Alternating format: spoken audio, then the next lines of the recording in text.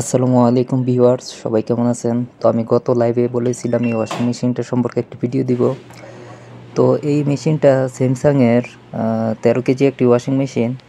তো এটা স্পিনে দিলে আরপিএম হচ্ছে না, মানে স্পিড হচ্ছে না, শুধু 9 মিনিটের মধ্যেই আটকে আছে। তো এটা সমস্যাটা হচ্ছে এই সেন্সরটা।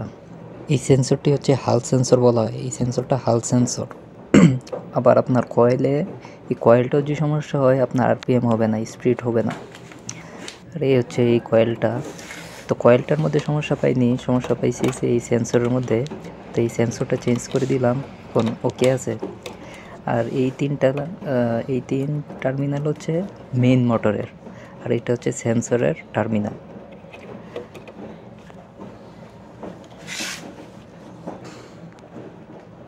আর এটা দেখতে পাচ্ছেন যে এটার মধ্যে ম্যাগনেটটা লাগানো হয়।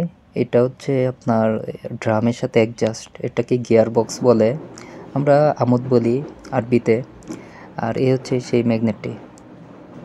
আর এই কয়েলটি হচ্ছে ডিসি, সম্পূর্ণ এটা ডিসি কয়েল। তো যখন এখানে কারেন্ট আসবে তখন এই ম্যাগনেটটা ঘুরবে, যত ভোল্ট আসবে তত স্পিডে আরপিএম হবে, তত স্পিডে ঘুরবে। আর এই নাটটা হচ্ছে 18 নম্বর নাট ডালি দিয়ে টাইট দিয়ে দিব। তো এখন বর্তমানে ওকে আছে। তো এই দেখতে পাচ্ছেন আমি এখন চেকিং দিতেছি। তো এই তো 5 মিনিটের মধ্যে চলে আসছে এবং ফুল স্পিড আছে।